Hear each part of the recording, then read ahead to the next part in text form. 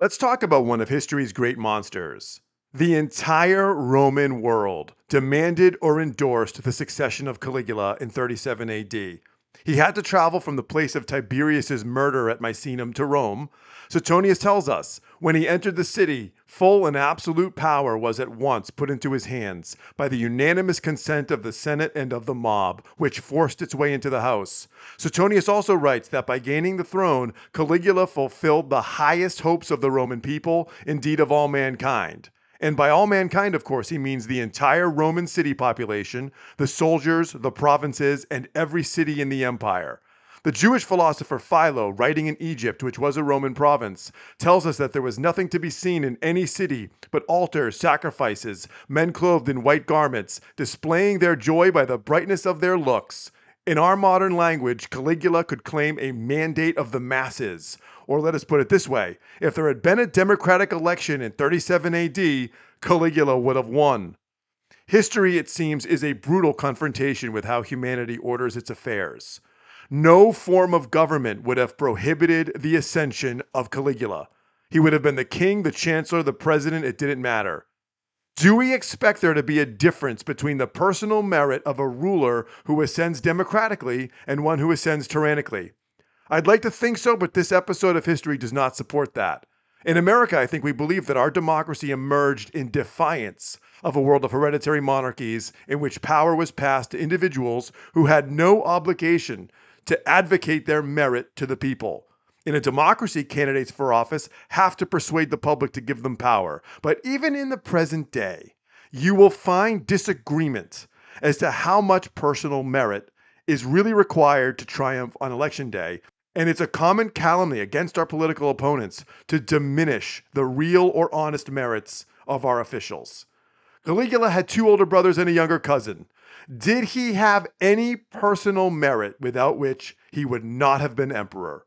And by personal merit, I do not mean morals. I mean, did he have a talent for dealing with the world which helped him rise to power? We do have a first-hand source which describes an interaction with him, and that is from Philo, who was part of a Jewish embassy to Rome, and which had a chance encounter with Caligula. And Philo says that Caligula conversed with us formally and waved his right hand to us in a protective manner, giving us significant tokens of his goodwill, so that all those who stood around congratulated us. So Caligula had an ability to at least make you think he was on your side.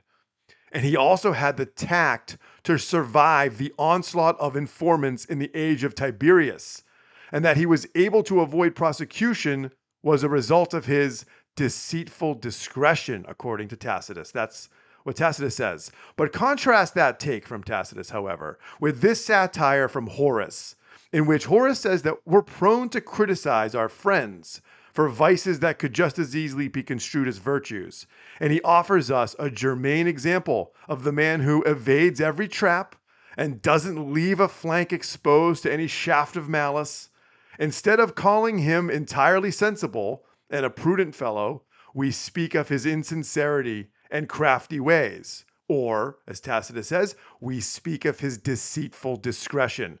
Okay, I'm not saying Caligula was not deceitful. Caligula indeed avoided the traps which ensnared his brothers. They were ahead of him in the line of succession, and he had the wherewithal not to make treasonable utterances. His brother Drusus, as Tacitus says, was hot-headed and could be trapped. Drusus wound up starving to death in a room under the palace after gnawing the stuffing of the dungeon mattress. And his other brother, Nero Caesar, was too youthfully unpretentious, according to Tacitus, not to watch what he said about Tiberius, and he was banished and starved as well. These informers made the same attempts at Caligula. Suetonius writes that although at Capri every kind of wile was resorted to by those who tried to lure him or force him to utter complaints, he never gave them any satisfaction.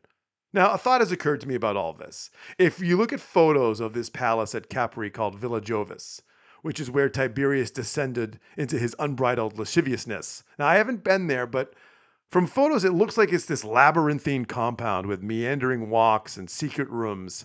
And I have a suspicion that Tiberius would hide himself in earshot when someone gave Caligula a leading question like, don't you think it's tragic the way your brothers died or something like that? And Caligula just had a And Caligula would respond, well, save me the trouble of doing it myself. Or what about your mother dying on Pandateria? What about it?